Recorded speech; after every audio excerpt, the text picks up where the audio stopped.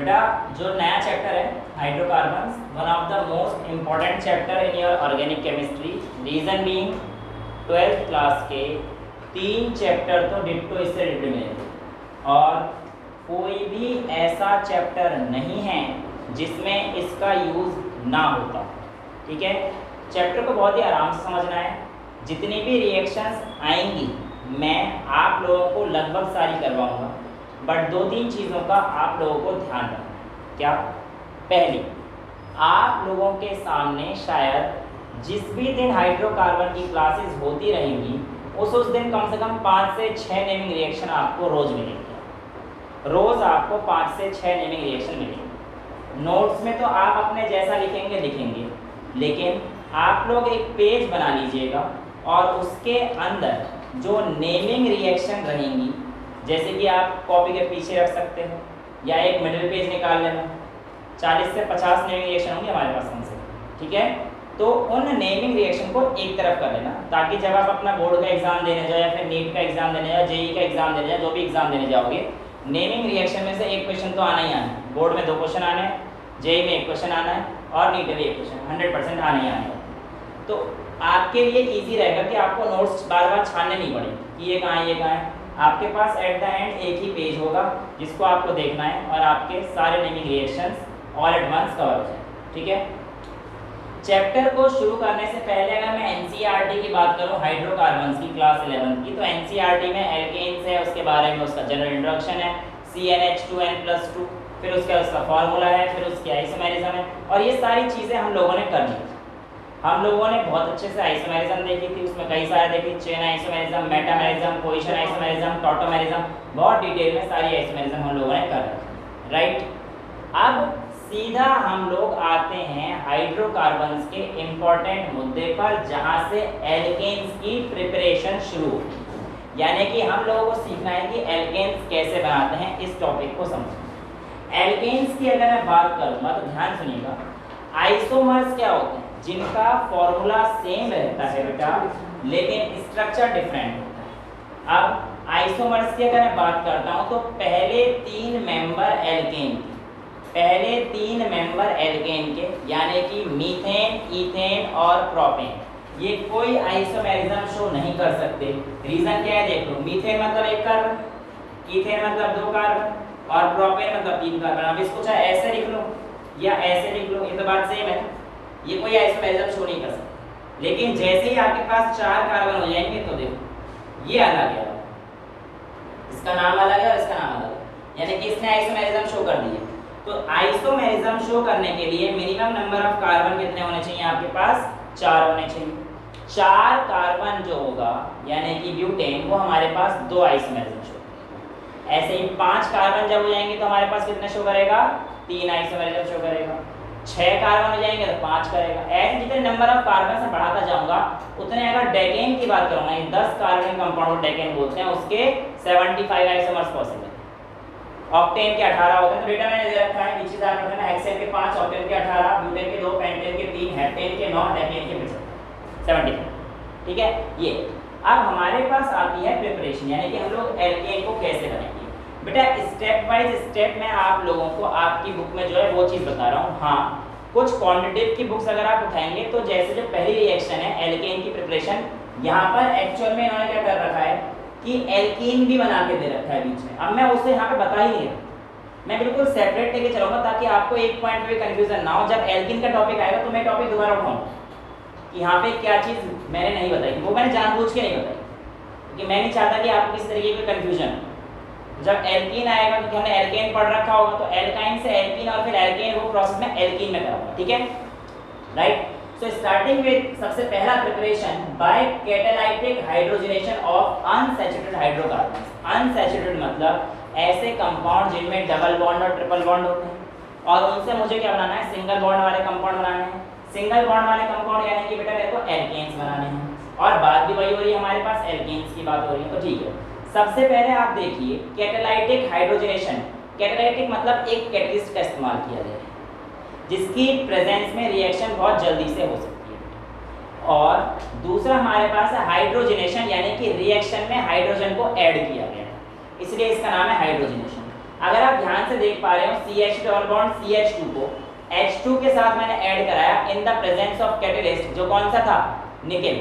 Platinum भी हो सकता है, पैलेडियम भी हो सकता है, कोई सा भी आप यूज कर सकते हैं, निकेल, प्लेटिनियम, पैलेडियम, इनमें से आप कोई सा भी कैटलिस्ट इस्तेमाल कर सकते हो और इससे आपका हाइड्रोजन ऐड हो जाएगा, डबल बॉन्ड हट जाएगा और सिंगल बॉन्ड रह जाएगा और आपको एल्कीन से एल्केन मिल जाएगा। अनसैचुरेटेड कार्बन से क्या मिल गया आपको, सैचुरेटेड कार्बन। समझ आ रहा है, साफ साफ देख लो, ये काम गया ये CH2 हाइड्रोजन ऐड किया in the presence of nickel, platinum, palladium, 200 degree Celsius पे आपको क्या मिल गया, एल्केन। यहाँ पर मैंने बीच का स्टेप नहीं लिखा है, एल्काइन से 2 बार रिएक्शन करानी पड़ेगी, निकेल से सीधा एल्केन ही मिल रहा है, मैंने बीच का एल्कीन का स्टेप अभी नहीं कराया। एक्चुअली तो वो ऑक्टेन होता भी नहीं, बीच का स्टेप है, उसमें ऑक्लूडेड हाइड्रोजन रहते हैं, वो क्या रहते हैं हम लोग अगली क्लास में, ठीक है। नेक्स्ट, ये आपको समझ में आ गया पहला स्टेप, ठीक है। ये है हमारे पास पेरिनेमी रिएक्शन, जिसका नाम है सेवेटियर्स एंड सैंडरन्स रिएक्शन, और इस रिएक्शन को वनस्पति घी बनाने में भी इस्तेमाल किया जाता है, वेजिटेबल ऑयल बनाने में भी इस्तेमाल किया जाता है, ठीक है। नेक्स्ट रिएक्शन है by reducing alkyl halide. Reducing यानी कि रिडक्शन कराना है, यानी कि या तो आप किसी कंपाउंड में से ऑक्सीजन हटा दो या फिर आप लोग उसमें हाइड्रोजन ऐड कर दो, यही तो रिडक्शन का मतलब है। तो एल्काइल हैलाइड मतलब कोई भी कंपाउंड एल्केन का हैलोजन के साथ, उस कंपाउंड को हम लोग क्या बोलते हैं बेटा, एल्काइल हैलाइड। तो यहाँ पे अगर आप ध्यान से देख पा रहे हो जिंक की प्रेजेंस में कर रहा हूँ, हालांकि जरूरी नहीं कि सिर्फ जिंक ही हो, आपका इवन अल्कोहल के रिड्यूसिंग एजेंट की तरह काम कर सकता है, ठीक है, जिंक भी है, और हम लोग आगे भी देखेंगे एजेंट बहुत सारे। तो यहाँ पर है कि Zn प्लस RX क्या है मेरे पास, एल्काइल हैलाइड। अब ये पोलर कंपाउंड है, पोलर मतलब इसमें एक बॉन्ड नेगेटिव की तरफ शिफ्ट हो जाएगा, मतलब बॉन्ड में से जो चार्ज है वो चार्ज कहाँ पे शिफ्ट हो जाएगा, X की तरफ नेगेटिव, क्योंकि X क्या है, हैलोजन। X मतलब कोई भी halogen compound, fluorine, chlorine, bromine, iodine, कुछ भी हो सकता है, और R मतलब कार्बन। तो हैलोजन चार्ज खींच लेगा, इसकी वजह से उसके ऊपर नेगेटिव चार्ज आ जाएगा और R के ऊपर पॉजिटिव चार्ज आ जाएगा। अब हुआ क्या, Z, यहाँ पे ध्यान सुनना, बहुत कंफ्यूज होते हैं बच्चे। Zn ने अपने 2 इलेक्ट्रॉन लूज किए, मैं यहाँ पे लिखा Zn ने, ये 2 प्लस आगे ना बीच इंटरमीडिएट स्टेज है, Zn ने अपने 2 इलेक्ट्रॉन लूज कर दिए, भाई Zn 2 प्लस होते हैं, इसमें 2 इलेक्ट्रॉन लूज कर दिए, और 2 इलेक्ट्रॉन लूज करते एक इलेक्ट्रॉन R ले लेता है और एक इलेक्ट्रॉन X ले लेता है, ये इंटरमीडिएट स्टेज है। अब ये जो हमारे पास इंटरमीडिएट स्टेज है, ये इस तरीके की रहती है, हाईली रिएक्टिव रहती है, और इसमें हल्का सा भी प्रोटॉन मिलते ही, हल्का सा भी प्रोटॉन मिलते ही HX आ गया। HX क्या है, बेसिकली कोई भी एसिड है, HCl ले लो, HBr ले लो, HI ले लो, HF ले लो, हालांकि इन सब के रिएक्शन का रेट अलग अलग होता है, वो हम लोग आगे पढ़ेंगे। तो यहाँ पर RX को Zn के साथ रिएक्ट कराया, नीचे लिख देना in the presence of HCl, तो आपके पास RH एल्केन। RH क्या है, R ग्रुप तो मतलब कोई भी कार्बन की कितनी लंबी चेन हो सकती है, 1 2 3 4 5 6, R का मतलब यहाँ पे कोई भी कार्बन की चेन हो सकती है, 1 से लेकर 100 तक जितनी करनी है, ठीक है, क्लियर है। अब हमारे पास देखो, ध्यान से देखो क्या बोल रहा है, दिस रिडक्शन, रिएक्शन में रिडक्शन ही हुआ है, अकर्स बाय इलेक्ट्रॉन ट्रांसफर। क्या इलेक्ट्रॉन का ट्रांसफर हुआ है, बिल्कुल हुआ है। कहाँ से, फ्रॉम मेटल, जिंक यानी कि मेटल से हुआ है, टू एल्काइल हैलाइड। किस पे गए, मेटल से एल्काइल हैलाइड यानी कि RX पे, दोनों पे गए, देखो एल्काइल हैलाइड दोनों पे इलेक्ट्रॉन गया, followed by addition of proton, followed by addition of proton. Addition of proton मतलब H का एडिशन, प्रोटॉन मतलब H, प्रोटॉन मतलब hydrogen, followed by addition of proton from solvent. Solvent मतलब मैंने क्या बोला, एसिड का मीडियम था HCl, HBr, तो सॉल्वेंट हुआ, ठीक है। ये स्टेटमेंट का मतलब आप लोगों को आई होप समझ में आ गया, ठीक है। नेक्स्ट आपके पास रिएक्शन है, जैसे इसी की भी देख सकते हो, ये क्या है, एल्काइल हैलाइड, इसको हाइड्रोजन से रिएक्ट कराया। अब ये हाइड्रोजनेशन रिएक्शन नहीं है, इसे हाइड्रोजनेशन रिएक्शन नहीं बोलेंगे, ये रिडक्शन हो रहा है। यहां से एक H और ऐड हो जाएगा इसमें और HBr बाहर निकल जाएगा। देखो ध्यान से कितना सिंपल है, H2 है ना, 2 H का एक H इस पे चला गया तो CH3 एल्केन बन गया, और एक H बचा वो Br के साथ निकल के बना देगा HBr, और ये भी किसकी प्रेजेंस में हो रहा है, पैलेडियम और रेनी निकल। अभी रेनी निकल क्या होता है हम लोग अगली क्लास में देखेंगे, अभी के लिए कोई टेंशन नहीं है, क्लियर है, यहाँ तक कोई दिक्कत। नेक्स्ट ध्यान सुनना, एल्काइल आयोडाइड, यानी कि यहाँ पर मैं RBr की करा दी, मैंने RCl की करा सकता हूँ, लेकिन RI की रिएक्शन कराने के लिए मुझे थोड़ी सी क्या कहते हैं उसे सावधानी बरतनी पड़ती है। ठीक है, क्या सावधानी बरतनी पड़ती है, आइए देख लेते हैं। एल्काइल हैलाइड की रिएक्शन HI के साथ कराया जाता है in presence of red phosphorus. Alkyl iodide की रिएक्शन को HI के साथ मैंने कराया in presence of red phosphorus, तो आपको क्या दिखा कि मेरे को एल्केन मिल गया RH प्लस I2 आपको और दिख गया, राइट। बाय प्रोडक्ट में आपको I2 दिख रहा है। अब इस रिएक्शन में रेड फॉस्फोरस का काम क्या है, पहले इस चीज को समझिए। एक्चुअल में क्या है, हमारे पास अगर ध्यान से देखा जाएगा तो उधर RH मिला हुआ है ये, और अगर ये I2 जो है इस रिएक्शन में आएगा तो ऐसे समझो, RH के साथ जो I2 होगा ना वो इसको हटा देगा, H को हटा के वापस से क्या बना देगा, RI बना देगा।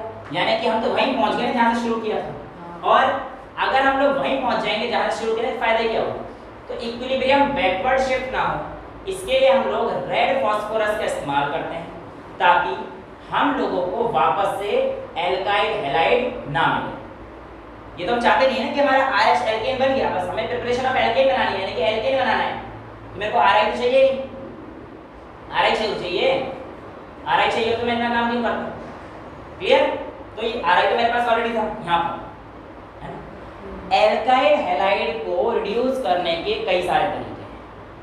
एल्काइल हैलाइड को हम लोग रिड्यूस कर सकते हैं with the help of complex metals as well. यहाँ पर देखिए, कॉम्प्लेक्स मेटल के हाइड्राइड, कहने का क्या मतलब है, देखो कॉम्प्लेक्स मेटल लिथियम एल्यूमिनियम दो मेटल हो गए, और H4 hydride. Lithium aluminium hydride का जो मैं रिएक्शन यूज करूंगा, इससे रिडक्शन यूज करूंगा, यानी कि रिड्यूसिंग एजेंट हो गया, जिसकी प्रेजेंस में रिडक्शन कराया जाए वो रिड्यूसिंग एजेंट है। LiAlH4 एक बहुत बड़ी रिड्यूसिंग एजेंट है, लेकिन इसकी कुछ दिक्कत है।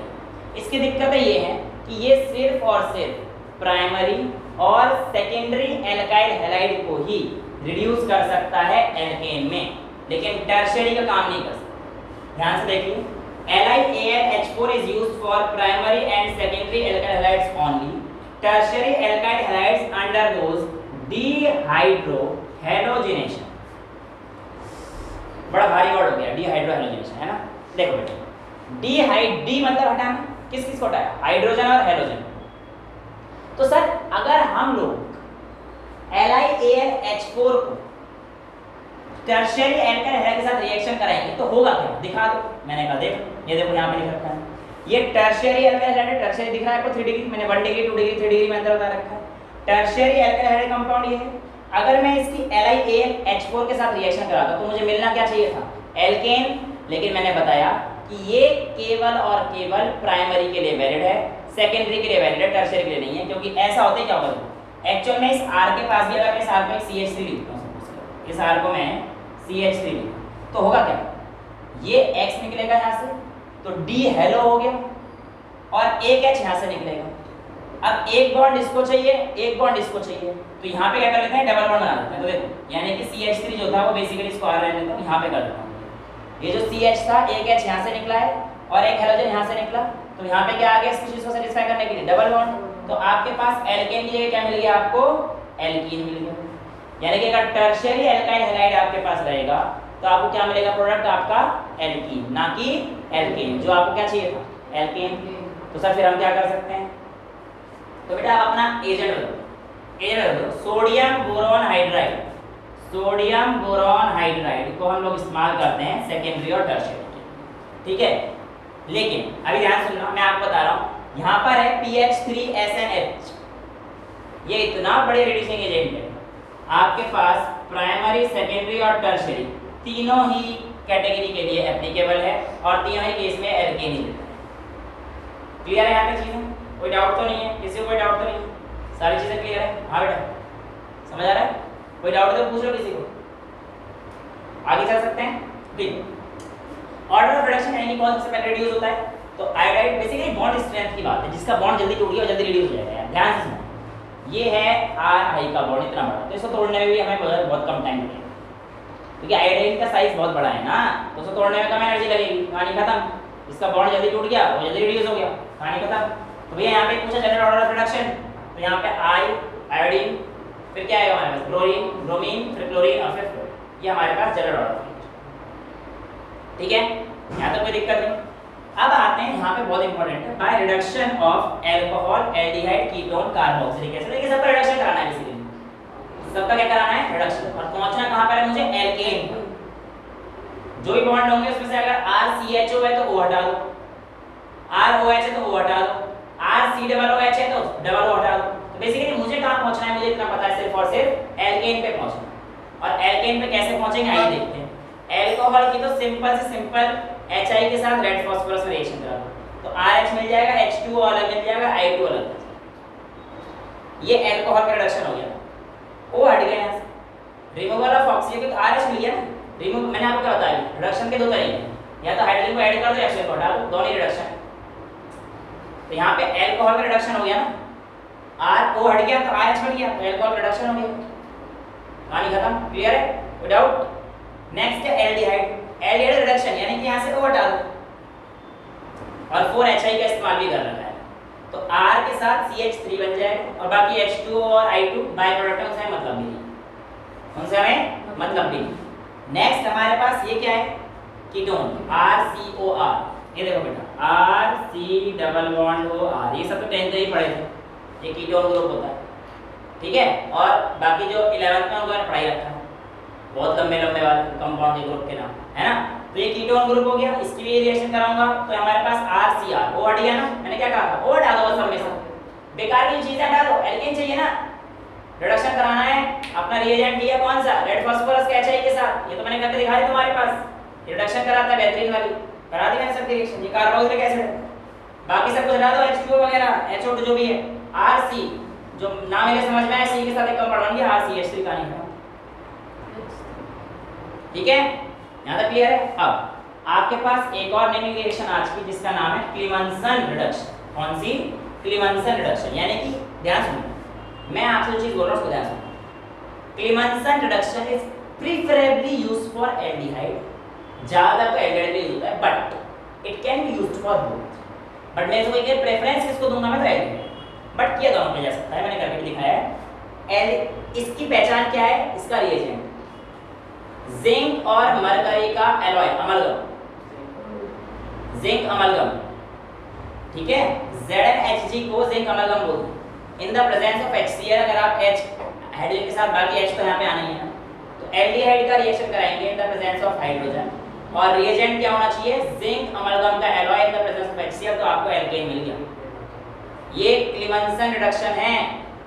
और सेम यही चीज कीटोन में भी आएगी, कीटोन में RCOR कीटोन हो गया, मैंने आपको करके दिखाया, वही सेम चीज करोगे तो R O हटा दो CH2, कोई दिक्कत वाली चीज नहीं आनी चाहिए। क्लियर है, आ रहा है, कौन सा मार रहा है, आ रहा है, ये सारी चीजें भी आएंगी। वेल नेक्स्ट यहाँ पर देखेंगे एक और, ये एल्डिहाइड है, CH3CH2, ये एल्डिहाइड कीटोन के लिए भी हो सकता है। मैंने बोला है कि ये दोनों जो रिएक्शन है प्रीफरेबली एल्डिहाइड के लिए। इस रिएक्शन का नाम है वोल्फ-किश्नर रिडक्शन।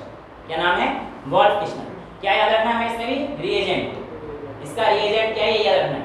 तो यहाँ पर है आपके पास हाइड्राजीन, NH2NH2, उसको बोलते हैं हाइड्राजीन। तो ये देखो, एल्डिहाइड को हाइड्राजीन के साथ रिएक्ट कराया, तो पहले स्टेप में मेरे पास ये बोलते हैं इंटरमीडिएट प्रोडक्ट, एग्जैक्टली।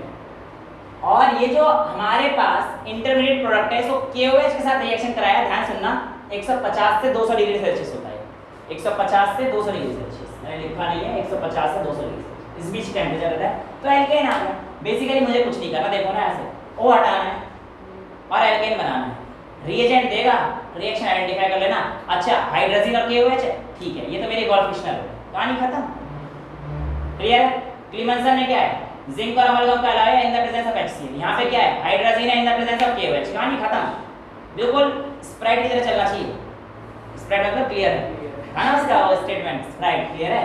ठीक है, ये बहुत ही इंपॉर्टेंट है 12th के हिसाब से भी, हर किसी के प्रिपरेशन के हिसाब से भी, और तुम्हारा पीछा नहीं छोड़ेगा ये, अमीन्स तक भी पीछा नहीं छोड़ता, ग्रिग्नार्ड रिएजेंट छोड़ता ही नहीं है पीछा। ठीक है, तो ग्रिग्नार्ड रिएजेंट क्या होता है पहले सुनो।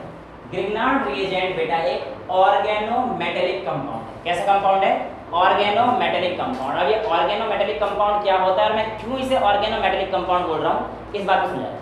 ऑर्गेनो मतलब ऑर्गेनिक चीज से, मेटेलिक मतलब मैग्नीशियम से, देखिए मेटल कंपाउंड कंपाउंड। तो देखो आर ऑर्गेनिक कंपाउंड, आर का मतलब कोई भी कार्बन की चेन हो सकती है, तुम्हें पता है, कोई भी रह सकती है। एमजी मतलब मेटल, तो ऑर्गेनो मेटेलिक कंपाउंड, ठीक है। तो ये जो हमारे पास आरएक्स है, ध्यान सुनना कैसे बनाते हैं, पहले डायरेक्ट रिएक्शन नहीं है, पहले चाहे एरोमेटिक, एआर से मेरा मतलब है एरोमेटिक, तुम्हें पता है ना एरोमेटिक मतलब जैसे बेंजीन रिंग लगी, एलिफेटिक मतलब जैसे सिंपल आर ग्रुप है, सिंपल स्ट्रेट चेन है, इसमें कोई बेंजीन की रिंग नहीं। ये एलिफेटिक के लिए भी वैलिड है और एरोमेटिक के लिए भी वैलिड है। इसको पहले मैग्नीशियम के साथ रिएक्शन कराया, आरएक्स को एमजी के साथ। अब ये मेरे पास क्या है, ईथर है, ईथर है सॉल्वेंट, अभी ड्राई ईथर नहीं लिया, मैंने सॉल्वेंट लिया, ठीक है। जो ईथर है, कराऊं कभी रिएक्शन, ड्राई ईथर आगे आ रहा है, लिखा होगा मैं, सॉल्वेंट पहले यूज करके, एज सॉल्वेंट यूज करके मैं यहाँ पर एजेंट बनाता हूँ, और इन रिएजेंट्स को बोला जाता है ग्रिग्नार्ड रिएजेंट। तो देखो आर एम जी और एक्स मिलाकर सब कुछ मिल जाएगा, बस आर एम जी एक्स हो गया। भाई मिलेगा किसकी प्रेजेंस में, आपको पता होना चाहिए, ईथर है। ET2O कहने का मतलब पता है क्या है इसका, ET2O का मतलब ये ईथर है, C2H5 O C2H5 ईथर हो गया ना, डाइथाइल ईथर बोल दो या इथॉक्सी ईथेन बोल दो, तुम्हारी मर्जी। एज सॉल्वेंट यूज किया, एज सॉल्वेंट यूज किया, ठीक है। आईयूपीएससी भी तोते उड़े तो दिख रहे हैं मेरे को चेहरे पे कुछ कुछ, कि आईयूपीएससी भी ऐसा लग रहा है, सर ने पता नहीं क्या बोल दिया, आईयूपीएससी भी रिवाइज कर रहा है। वेल समझ में आ गया। सेम एआर के साथ एरोमेटिक कंपाउंड कोई भी बेंजीन का हो, यार कोई बड़ी काम थोड़ी किया है, ये बेंजीन का रिंग ले ली, ये एक्स हो, अब इसे एमजी के साथ रिएक्शन लगा तो इसमें एक एमजीएक्स जोड़ देना, सारा कंपाउंड तो वही हो गया, तो ये ग्रिग्नार्ड रिएजेंट हो। अब यानी कि ध्यान सुनना ध्यान से, ये देखो आर की जगह पर मैंने ले लिया CH3CH2, एक्स की जगह मैंने हेलोजन की जगह ब्रोमीन ले लिया, एमजी के साथ रिएक्शन कराया, ड्राई ईथर, अब मैं मीडियम ले, ठीक है। बेसिकली ड्राई ईथर क्यों यूज करते हैं, इसका रिएक्शन अभी मैं आपको थोड़ी देर में देने वाला हूं, थोड़ी देर में देने वाला हूं। तो यहाँ पे आपके पास क्या मिल गया, ग्रिग्नार्ड रिएजेंट, क्या मिल गया, ग्रिग्नार्ड रिएजेंट, ठीक है। और इस ग्रिग्नार्ड रिएजेंट को अब मैं H2O के साथ रिएक्शन कराऊंगा, यानी वाटर के साथ, तो क्या होगा बेटा, Mg मेरे को क्या चाहिए, एल्केन चाहिए ना, तो बस RH दे दे, बाकी जो बचा MgX और जैसे एक OH, एक H तो मुझे R के लिए भी चाहिए ना, ताकि एल्केन बन जाए, और MgX और OH निकल जाएगा तो ये कहानी खत्म। ये तो बाय प्रोडक्ट, वैसे मेरे को बाय प्रोडक्ट से मतलब होना नहीं चाहिए, लेकिन जब आप 12th में आओगे ना तो आएगा, मतलब आएगा, क्योंकि ना ABCDE कंपाउंड आइडेंटिफाई करने का एक क्वेश्चन आता है, उसमें ना ये आता है, भैया ये क्या है, खैर वो कहानी बाद में पढ़ेंगे। पर ये देखो यहाँ पे ये क्या बन गया, एल्केन बन गया, कैसे बना हमारे पास, ग्रिग्नार्ड रिएजेंट। तो ग्रिग्नार्ड रिएजेंट ये इसका इस्तेमाल करके एल्केन बनाए, और सिंपल है क्या, हाइड्रोलिसिस। H2O का मतलब क्या है, हाइड्रोलिसिस। अब मेरी बातों को ध्यान से सुनते जाना, मैं ये कहना चाह रहा हूँ, यहाँ पर दो बॉन्ड आपको पता होने चाहिए, ऑर्गेनोमेटेलिक कंपाउंड में दो बॉन्ड पाए जाते हैं, यानी कि स्पेशली ग्रिग्नार्ड रिएजेंट। एक होता है कार्बन, यहाँ पे तो कार्बन है ना, आर की जगह तो कोई भी कार्बन है, और मैग्नीशियम के बीच में, कार्बन और मैग्नीशियम के बीच में पाया जाने वाला बॉन्ड कौन सा होता है, कार्बन और मैग्नीशियम के बीच में पाया जाने वाला बॉन्ड कौन सा होता है, कोवैलेंट बॉन्ड। कौन सा बॉन्ड होता है, कोवैलेंट बॉन्ड, ठीक है।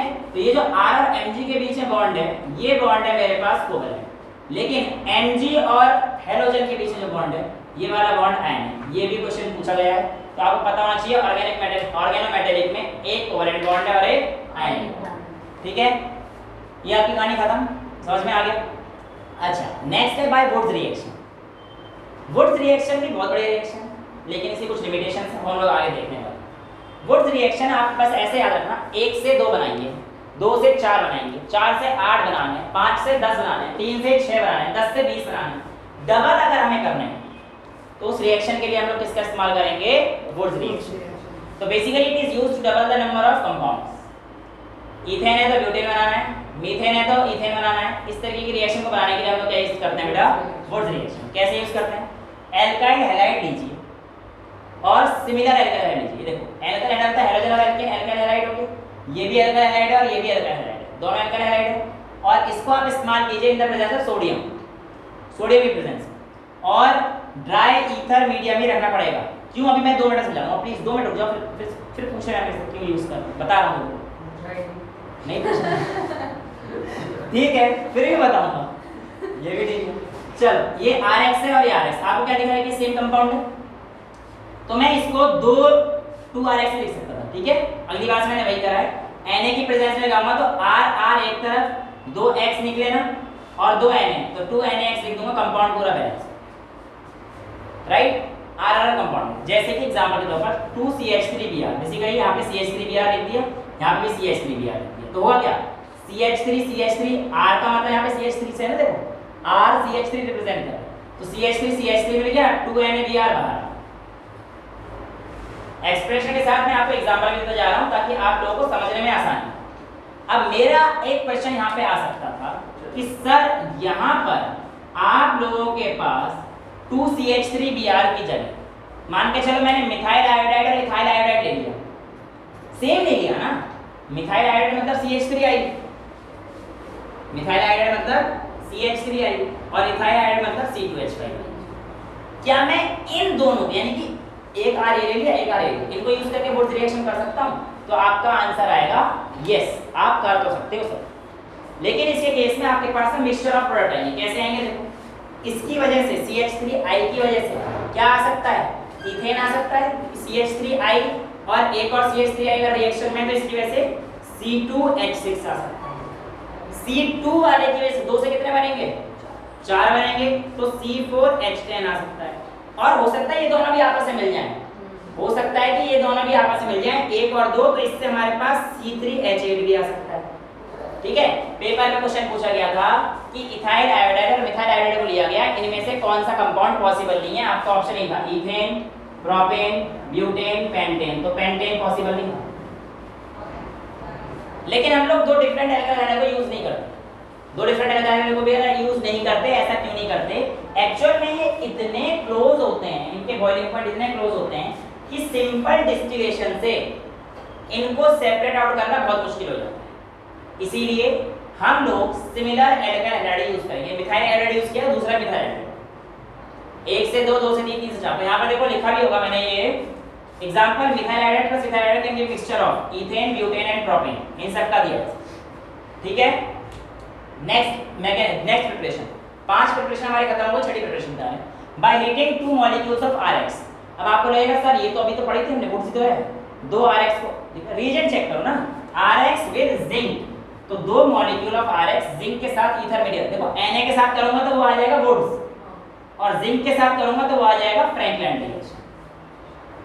नाम में ही खेल है भैया, रिएजेंट से ही सब कुछ चेंज हो गया, ये किसी और ने किया हुआ, ये किसी और ने किया हुआ, बस इतना अंतर है। तो जिंक वाली रिएक्शन किसकी है, फ्रैंकलिन में, और सोडियम की रिएक्शन किसकी है, वुड्स की। ठीक है, ये सारी चीजें हुई। अब आती है आपके इस चैप्टर की यानी कि आज की सबसे इंपॉर्टेंट और दिमाग लगाने वाली रिएक्शन, वो है आपके पास ये दोनों, सोडा लाइन डिकार्बोक्सिलेशन और Kolbe electrolysis. Soda lime decarboxylation जो basically soda lime quick lime CaO calcium lime की वजह से इस्तेमाल करके, और प्रोसेस का लंबा है उसमें मैं नहीं जाना। डिकार्बोक्सिलेशन यानी कि कार्बन डाइऑक्साइड को हटा दो, डिकार्बोक्सिलेशन, सोडा लाइन CaO की प्रेजेंस में यही किया है। यहाँ पर RC का कोई भी कंपाउंड, R कुछ भी हो सकता है, तुम्हें पता है। इसको जब मैं NaOH के साथ रिएक्ट कराता हूं in the presence of calcium oxide, temperature देख रहे हो अभी कितना है, 360 डिग्री सेल्सियस। ये सच बात तो है, अगर यहाँ पे कैल्शियम ऑक्साइड नहीं होता ना तो ये रिएक्शन 603 डिग्री सेल्सियस पे काम करती है। इसका इस्तेमाल किया जाता है ताकि रिएक्शन टेम्परेचर और कम आ जाए, 603 डिग्री सेल्सियस से 360 पे आने के लिए हम लोग इसका इस्तेमाल। वेल रिएक्शन देखो, ये Na बेसिकली इसके 2 कंपाउंड आएंगे, Na2CO3 बाहर निकल जाएगा, Na2 नहीं, एक ही कंपाउंड से आ रहा है, इसमें होते हैं 2 बार, सॉरी वापस आते हैं, यहाँ पे एक ही रहेगा, Na का ये रहा, NaOH भी तो यूज किया है, तो Na2C 1 2 3 O, Na2CO3 क्या बचा, R के साथ H, R H जोड़ के पानी बना, है ना सिंपल। लेकिन एक चीज ध्यान सुनना, step down reaction. Step down का मतलब क्या हो गया बेटा कि यहाँ पर आप लोगों के पास नंबर ऑफ कार्बन एक कम हो गया जो आपके पास स्टार्टिंग में। देखो R तो R मिल गया आपको, लेकिन C नहीं मिला, C तो उड़ गया, C तो उड़ गया, तो यहाँ पर हमारे पास दिक्कत आती है। क्या ये रिएक्शन एक स्टेप डाउन रिएक्शन। दिक्कत क्या है, अगर आपको इथॉक्सी से कोई कंपाउंड बनाना है कि इथेन का सॉल्ट दे दिया और उससे मीथेन बनाना हो तो इससे काम आएगा ना। ये स्टेप डाउन रिएक्शन एक कम कर देता है कार्बन, सिर्फ एक कार्बन कम करता है। ठीक है, समझ में आया? यहाँ पर देखेंगे अभी आगे, अभी आपको समझ में आएगा कैसे। Kolbe electrolysis. इलेक्ट्रोलाइसिस मतलब हमारे पास क्या यूज हो गया, पूरी इलेक्ट्रोकेमिस्ट्री आप लोगों को पता होगा, है ना? तो आपका कैथोड एनोड वगैरह है दिमाग में, है ना भाई? 10th क्लास में भी यही चीज तो इलेक्ट्रोलाइसिस कैथोड और एनोड की, तो वहां पे हमारे पास एक एनोड होता है एक कैथोड होता है। आइए देखते हैं होना क्या है। RCOON sodium salt of carboxylic acid. Na मतलब सोडियम और RCOO मतलब कार्बोक्सिलिक एसिड का सॉल्ट है। बेसिकली यहां से तो आया होगा COOH की जगह पर इसको हटा दिया तो इस कार्बोक्सिलिक एसिड, इसी जगह पर COO Na आ गया तो ये sodium salt of carboxylic acid. ठीक है, तो ये sodium salt of carboxylic acid हो सकता है, potassium salt of carboxylic acid हो सकता है, कुछ भी हो सकता है। इसको H2O यहां पे लिख दिया है, बट मैं एक्वस भी लिख सकता सिंपल, इसके आगे एक ही यूज करूं तो भी चलेगा। इलेक्ट्रोलाइसिस कराऊंगा तो देखो क्या होगा, मैंने कहा था 2 मोल लेने हैं, वो यहां पे लेने 2 मोल ले, तो 2 कंपाउंड इसमें हो तो R बन जाएगा। ध्यान सुनना, CO2 बाहर निकल जाएगा, ये रिएक्शन कैथोड पे होती है, सॉरी एनोड पे होती है, और H2 हाइड्रोजन की जो H में कन्वर्ट हो रहा है वो रिएक्शन कैथोड पे होगी। अब मेरी बात ध्यान से, बहुत इंपॉर्टेंट है, ये जो रिएक्शन है NaOH और H2 वाली ये कैथोड पे होती है, और RR और CO2 वाली ये वाली किस पे होती है, एनोड पे होती है। बेसिकली एनोड पे जो परफेक्ट रिएक्शन होती है वो तो सिर्फ और सिर्फ इसकी होती है R की, और कैथोड पे जो होती है वो सिर्फ हाइड्रोजन की। मैं नीचे लिख के दिखाया, देखो एनोड पे क्या होगा, RCOO Na सॉल्ट टूट गया है, Na बाहर छूट गया है, तो RCOO नेगेटिव बचेगा ना यार। Na पॉजिटिव चार्ज क्या होता है, अगर पॉजिटिव चार्ज निकल गया तो कंपाउंड के ऊपर एक नेगेटिव चार्ज आएगा बैलेंस करने के लिए। ठीक है, चेहरे आंखें बंद हो रही है कईयों की, खोल लो थोड़ा। ठीक है, यही टॉपिक है ये सब, बहुत डिटेल में है और फिर पढ़ना तो पड़ेगा, नीट या जेईई ऐसे क्लियर तो होना है RCOO। ठीक है, अब इसमें मैंने खोल कर रख दिया कंपाउंड को RCOO नेगेटिव। अब यहां से मैंने कहा कि ये कंपाउंड बॉन्ड खींच लेगा, इलेक्ट्रोनेगेटिव वाले R पॉजिटिव चार्ज ये खींच लेगा, इससे ऑक्सीजन भी है, और इसका इलेक्ट्रॉन इस बॉन्ड पे दे देगा, डोनेट कर देगा। तो यहाँ पे क्या हो जाएगा, बेसिकली मेरे पास देखो डबल बॉन्ड यहाँ पे आ जाएगा, और R का एक फ्री रेडिकल रहेगा, फ्री रेडिकल रहेगा। ध्यान सुनना, कोल में इलेक्ट्रोलाइसिस में किसका जनरेशन होता है, फ्री रेडिकल्स। ठीक है, यानी कि इस बॉन्ड का एक टूट के इधर और एक जो O के अंदर फ्री रेडिकल था इधर, तो एक फ्री रेडिकल बॉन्ड बना दिया, यहाँ पे डबल बॉन्ड आ गया, और इसका जो एक इलेक्ट्रॉन था शिफ्ट हो गया तो फ्री रेडिकल आ गया ना R के ऊपर, तो R के ऊपर क्या आ जाएगा मेरे पास, फ्री रेडिकल ये मिल गया, और CO2 के बॉन्ड मिल गए, यानी कि इसके बाद ये मिल गया। अब मेरे पास ऐसी दूसरी रिएक्शन भी होगी, तो 2 R के फ्री रेडिकल्स मिलके क्या बना देंगे, एल्केन। 2 R के फ्री रेडिकल्स मिलके, यानी क्या, तो ऐसे कर लो ना, ज्यादा दिक्कत तो इसको 2 लिख दो, 2 फ्री रेडिकल बनेंगे R में, ये बड़ी चीज थोड़ी है, समझ में आई?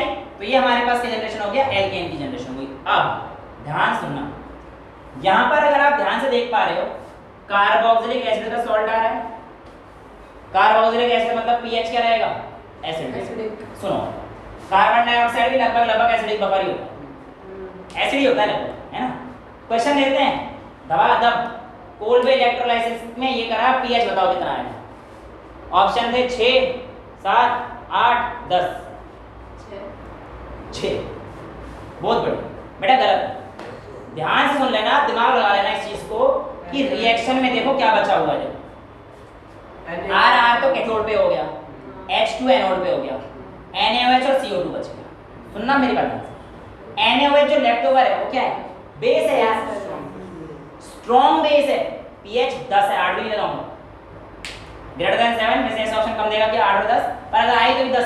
NaOH यार बहुत स्ट्रॉन्ग बेस है, वो NaOH बहुत स्ट्रॉन्ग बेस है। सर CO2 का क्या, CO2 तो कुछ ना कुछ रोल प्ले करेगा, CO2 बेटा एमिट आउट नहीं होता, CO2 समय के बाद डिकम्पोज हो जाता है, CO2 डिकम्पोज उड़ेगा नहीं, डिकम्पोज वहीं पे प्रेसिपिटेट बनके नीचे बढ़ जाएगा। ठीक है, तो ये आपको पता होना चाहिए कि left over in the solution आपके पास क्या रहता है, NaOH रहता है कोलवे में, और इसीलिए हमारे पास जो pH होता है वो हमारे पास क्या आता है। ठीक है, well my next question is HCOON। ये क्वेश्चन आप लोगों के लिए, इससे अगर मैं इलेक्ट्रोलाइसिस करा दूंगा तो क्या मिलेगा, बताओ क्या मिलेगा, देख के बता देना चाहिए, थोड़ा दिमाग लगाओ बताना। हाँ भाई, क्या आना चाहिए यहाँ, HCOON की इलेक्ट्रोलाइसिस कराई मैंने, यानी कि क्या करा रहा हूँ पहले बताओ, SLD करा रहा हूँ या फिर कोलवे करा रहा हूँ, कोलवे करा रहा हूँ ना, क्योंकि इलेक्ट्रोलाइसिस एक्वस लिख दिया यानी कि H2O इथेन आ जाएगा। इथेन आ जाएगा। शाबाश बेटा, गलत है, गलत। और किसी के पास कोई दिमाग है बेटा? थोड़ा सा दिमाग लगाओ। आपका आंसर मुझे पता है पहली बार के हिसाब से बहुत सही है, लेकिन सुनो मेरी बात सुनो। मैंने आपको बताया ये रिएक्शन कैसी रिएक्शन है दोनों, स्टेप डाउन रिएक्शन। और कोलबे रिएक्शन में क्या रिलीज होता है? Free radical. फ्री रेडिकल तो देखो C डबल और नेगेटिव आया तो सेम खेल ही होगा, तो इसमें जो फ्री रेडिकल आएगा वो तो सिर्फ H का आएगा ना, और ये एक H का फ्री रेडिकल आएगा। ऐसे एक और दूसरा सेम ही ले लूंगा तो एक और H का फ्री रेडिकल आ जाएगा। तो बेसिकली ये मिलके क्या बना देंगे? H2। मेन कंपाउंड क्या आएगा इसका? H2। बच्चे इथेन लगा के आते हैं, गलत हो जाता है। स्टेप डाउन तो ध्यान रखना है यहाँ दिमाग में, स्टेप डाउन रिएक्शन का ध्यान रखना है। बच्चे गलत कर उड़ गया ना, मुझे उससे मतलब बेटा बेसिक जो उड़ जाता है इसमें बाय प्रोडक्ट से ऑर्गेनिक केमिस्ट्री इतनी अच्छी कि बाय प्रोडक्ट से आप लोग नंबर नहीं काटते, मेन प्रोडक्ट का पता होना चाहिए। जो उड़ रहे हैं तो उड़ने दो, मुझे इससे कोई मतलब ही नहीं है। CO2 Na कुछ भी उड़े, मुझे उससे दिक्कत नहीं होती, मुझे मेन प्रोडक्ट चाहिए था, मैंने निकाल के दिखा दिया। इसमें क्या आएगा बताओ? RC_Na NaOH के साथ कैल्शियम ऑक्साइड हीट करा, बताओ क्या आ सकता है? दिमाग लगाओ। कंपाउंड यार थोड़ा लाइट निकालो उससे। डाइबेंजीन नहीं बेटा, सिर्फ बेंजीन। कैसी बात है? अब डाई लगा रहे हैं, यहाँ पे फ्री रेडिकल थोड़ी हुई है। SLD में फ्री रेडिकल नहीं थी, कोलबे में फ्री रेडिकल है बेटा। तोते उड़ जाएंगे, उड़ गए, उड़ भी रहे होंगे। सारे जवाब गलत आ रहे हैं। दिमाग को खेलो, खोलो, सॉरी क्या खेलो कर रहा हूँ, खोलो थोड़ा, ध्यान दो। यहाँ पर ये सोडालाइम डिकार्बोक्सिलेशन है, RC_Na की रिएक्शन है, तो RH आएगा, ये बॉन्ड टूटेगा। H का मतलब बेंजीन रीस्टोर हो रहा है, बस H जुड़ने का मतलब यार बेंजीन का ये वाला बॉन्ड टूट गया तो H आके रीस्टोर कर दिया, सिंपल बेंजीन आ जाएगा। तो इसका जो प्रोडक्ट आएगा हमारे पास सिंपल क्या आ जाएगा? Simple benzene, nothing else. बाकी जो उड़ रहा है उड़ने दो ना यार, Na2CO3 को बाहर, मुझे क्या फर्क पड़ रहा है उससे? बाय प्रोडक्ट है वो, बोल रहा हूँ बार बार, बाय प्रोडक्ट से मुझे मतलब नहीं है। क्लियर है? अब एक असर्शन रीजन पढ़ लेते हैं। अभी तक हमने देखा कि सारी प्रिपरेशन किसके लिए है? एल्केन्स के लिए। सारी प्रिपरेशन किसके लिए बेटा? एल्केन के लिए। Assertion reason, Kolbe electrolysis has free radical formation. Assertion, Kolbe की इलेक्ट्रोलाइसिस में फ्री रेडिकल का फॉर्मेशन होता है। क्या असर्शन सही है? सबने देख लिया ना? सही है। किसी को कोई डाउट है कि कोलबे की उसमें फ्री रेडिकल नहीं था? रीजन क्या है? एल्कीन्स। ओहो क्या लिख दिया मैंने, चलो अब तो ये देखते हैं। Alkenes are also obtained in the solution। क्या एल्कीन्स ऑब्टेन को दिखेगा कहीं पे सॉल्यूशन में? नहीं। तो आपके ऑप्शन क्या होता है सर? रीजन को पता है? assertion is true, reason is correct। ठीक है, तो इसका ऑप्शन क्या बनेगा? अरे मतलब भैया assertion ट्रू है, रीजन फॉल्स है, कहानी तो यही है ना, समझ गए? तो ये गलत है। Not the correct statement। Why? आपको एल्कीन से दिखाई? कहाँ एल्कीन दिखा दे मुझे एक बार भी। पूरे कंपाउंड में एल्कीन नहीं दिखाया तुम्हें अब तक। मैंने पढ़ाना ही एल्कीन है, पढ़ाओगे पढ़ाएंगे, लेकिन अभी के हिसाब से आपका आंसर सही है। आंसर सेकंड है बेटा। Both assertion and reason are true, but reason is not the correct expression for assertion। किसी ने बताया तो नहीं कि सर आप ऊपर वाला भूल गए। ऊपर वाला कराया, एक्चुअली वो जानबूझ के नहीं कराया था। अगर मैं वो कराया तो आंसर पता पड़ जाता इसका। हाँ मतलब ये पता पड़ जाता, मैं क्या बताऊं। देखो ध्यान सुनो, R ग्रुप ये हो गया C=Na। C=Na। अगर मैं इसका ये फ्री रेडिकल मैकेनिज्म देखता हूं तो बेसिकली इसमें से एक फ्री रेडिकल CH2 का जनरेट होगा, बाकी सब तो उड़ जाएगा। सेम फ्री रेडिकल यानी कि CH2 का फ्री रेडिकल और एक फ्री रेडिकल इस वाले CH2। समझ में आ गया भाई? एक फ्री रेडिकल इस वाले का RC=Na है तो R का फ्री रेडिकल बनाना ना, तो यहाँ पे R की जगह CH2 आ गया। सिमिलरली RC=Na है तो एक CH2 का फ्री रेडिकल, और जब ये ज्वाइन होगा CH2 क्या बनाएगा बेटा? C2H4, और C2H4 के बॉन्ड में हमारे पास क्या आएगा? एल्कीन। इसलिए बेटा याद रखना कि हमारे पास ये जो बॉन्ड आएगा ऐसे आएगा, एक हाफ शेयर इससे किया, हाफ शेयर इससे किया, तो ये फर्दर हमारे पास एल्कीन बन जाएगा। पता नहीं अब कैमरे में दिख रहा है या नहीं दिख रहा? दिख रहा है। तो ये एल्कीन बन गया। फ्री रेडिकल CH2 का बॉन्ड बना के एक एक डोनेट करेंगे तो एल्कीन, यानी कि यस कोल्बे के रिएक्शन में एल्कीन का भी इंट्रोडक्शन हो जाता है। ठीक है, क्लियर है? यहाँ तक कोई डाउट नहीं है? ये बस टॉपिक था जो थोड़ा अच्छा सा था, दिमाग लगाया हुआ था, बाकी सब थ्योरेटिकल। अब बाकी सब थ्योरी की तरह पढ़ते रहो। क्या अल्काइल रिएक्शन कुछ भी नहीं है। एल्काइल हाइड्राइड के साथ रिएक्शन कराते हैं कॉपर के साथ। एल्काइल हाइड्राइड के रिएक्शन के साथ कराते हैं कॉपर के साथ। तो करा दो रिएक्शन, क्या दिक्कत पड़ रही है? दो आरा सेम है सब, CuI अलग, बन गया एल्केन। एल्केन ही तो बनाना है, बन गया एल्केन। इस रिएक्शन को थोड़ा सा यूज किया जाता है क्योंकि इसमें जो CuI आता है आराम से बैठ जाता है। देखो CuI इज इनसॉल्युबल, बैठ जाएगा आराम से और इसीलिए सेपरेशन आपका इजी हो जाता है। ठीक है, ये है Corey House synthesis. This reaction is superior to Wurtz reaction, यानी कि अगर हमें को इस्तेमाल ही करना हो तो मैं वुड्स की जगह पर कोरी-हाउस करूंगा। एक्चुअल में ये सिर्फ और सिर्फ सिमेट्रिकल एल्केन्स को बनाने के लिए ऑप्टेन है। वुड्स रिएक्शन से ऐसा कौन सा एल्केन है जो कभी नहीं आ सकता? तो आंसर आएगा मीथेन। आ नहीं सकता ना, वुड्स रिएक्शन डबल बनाने के लिए, तो आधा मीथेन कहां से लाओ? नहीं जा सकता। तो ऐसे ही हमारे पास कोरी-हाउस के लिए। अच्छा, यहां पर देखिए कपलिंग का मतलब होता है दो चीजों को जोड़ना, दो एल्काइल को जोड़ना। बेसिकली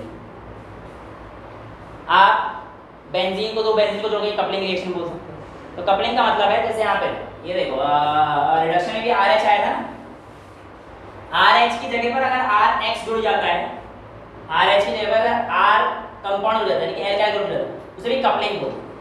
तो कपलिंग का मतलब है दो एल्काइल चीजों को जोड़ना। ठीक है, तो यहाँ पे हो रहा है it involves coupling between lithium dialkyl copper.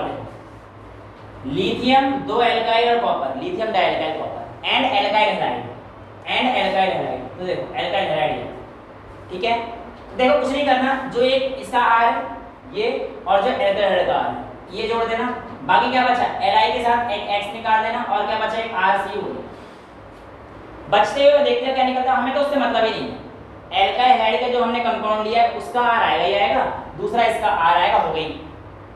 ये देखते ही RCU। अच्छा, ये तो कोरी-हाउस सिंथेसिस। एक बार प्रैक्टिस करोगे आ जाएगा। अभी तो ऐसा लग रहा होगा पता नहीं क्या बता रहे हो, एक बार प्रैक्टिस करोगे आ जाएगा।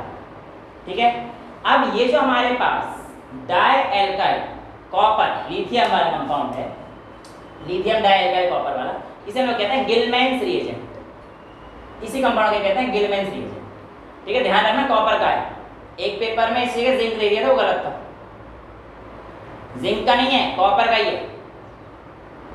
ठीक है, तो लिथियम डाइएल्काइल कॉपर का जो रिएजेंट होता है उसे हम लोग कहते हैं गिल्स रिएजेंट। हुआ क्या देखो, RX के साथ दो मोल लिए, लिथियम के साथ रिएक्शन कराया, LiX बाहर आ गया, RLi बन गया।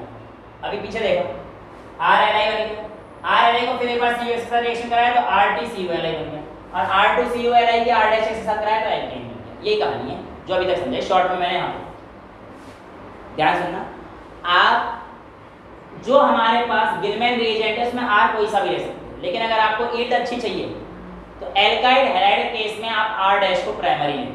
यहाँ पे लिख रखा है for good yield R' should be primary halide. ये वाली चीज प्राइमरी होनी चाहिए, ये शायद कोई भी चाहिए लेकिन ये चीज प्राइमरी है। ठीक है, नेक्स्ट रिएक्शन वुड्स-पिटिक की है। वुड्स-पिटिक की जो रिएक्शन है, देखो वुड्स रिएक्शन पढ़ी। वुड्स रिएक्शन में क्या था, ये चीज हमारे पास एल्काइल हैलाइड, अच्छा यहाँ पे भी X है, बेंजीन के साथ X आता है। ठीक है, देखो मैं तुम्हें याद करने का तरीका, वुड्स रिएक्शन जहां पे आ जाए तो समझ जाना दोनों के दोनों एलिफेटिक ग्रुप। वुड्स के साथ क्या आ गया? फिटिक आ गया। वुड्स के साथ क्या आ गया? फिटिक, यानी कि एक तो वुड्स है एक फिटिक है।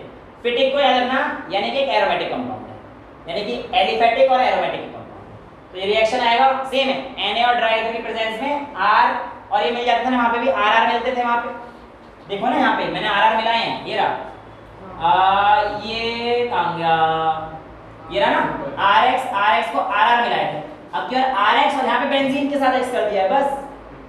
तो वुड्स-पिटिक क्यों हो गया? क्योंकि एक बेंजीन ग्रुप है। तो देखो एक R ग्रुप और एक बेंजीन ग्रुप होगा तो इसका नाम हो गया वुड्स-पिटिक। और दोनों के दोनों एलिफेटिक होंगे तो वुड्स रिएक्शन, और दोनों के दोनों बेंजीन होंगे तो फिटिक रिएक्शन। रिएक्शन सबकी सेम है। फिर यहाँ पे हमारे पास क्या मिल जाता है? बिस्फिनाइल बोलते हैं या डाइबेंजीन। ठीक है, अगर मतलब ब्रांचिंग होता है बिस्फिनाइल बोलते हैं, ठीक है। आइए बेसिक करते हैं। नेक्स्ट है इंडस्ट्रियल साइक्लोब्यूटेन की रिएक्शन के लिए जो इस्तेमाल होता है वो हमारे पास होती है मैनफ्रेंड सिंथेसिस। इंडस्ट्रियल साइक्लोएल्केन तो आपको याद होगा ऐसे बनता है साइक्लोएल्केन। जब मैं अपने क्या है मेरे पास 1,4-डाइब्रोमोब्यूटेन को जिंक डस्ट के साथ रिएक्शन कराता हूं तो मेरे पास साइक्लोएल्केन मिल जाता है, ठीक है। ये कहानी है। अब यहाँ पर देखो, जब आप लोगों ने एल्कीन को यूज किया हाइड्रोजन के साथ तो यहाँ पे एल्केन मिल गया, तो इस रिएक्शन में कुछ हीट रिलीज हुई हो। यहाँ पर देखो क्या लिखा है, amount of heat release when 1 mole of alkene undergoes complete hydrogenation with H2 and nickel. यही हुआ था, H2 एंड निकेल, तो उसको हम लोग कहते हैं हीट ऑफ हाइड्रोजनेशन। क्या बोलते हैं? Heat of hydrogenation. तो what is heat of hydrogenation?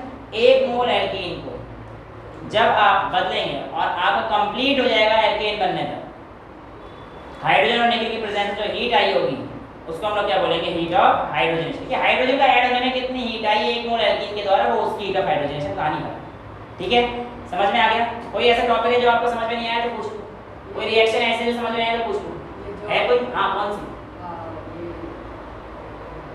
जल्दी बोलो। हम प्राइमरी लेते हैं, प्राइम वो तो गिलमैन है तो हम प्राइमरी बेटा, ईल्ड अच्छी लाने के लिए। सेकेंडरी टर्शियरी होगा तो डीहाइड्रोहाइड्रोजनेशन हो जाएगा। डीहाइड्रोहाइड्रोजनेशन बताया था मैंने, ये तो ना बताया। सेकेंडरी और टर्शियरी एल्केन लेंगे तो वो तो बेटा एल्कीन बनने के लिए तैयार रहेगा ना, एल्केन कहाँ बनेगा फिर? अच्छा, ठीक है, समझ में आ गया। आज के लिए इतना ही रखते हैं। That's all for today. Thank you so much.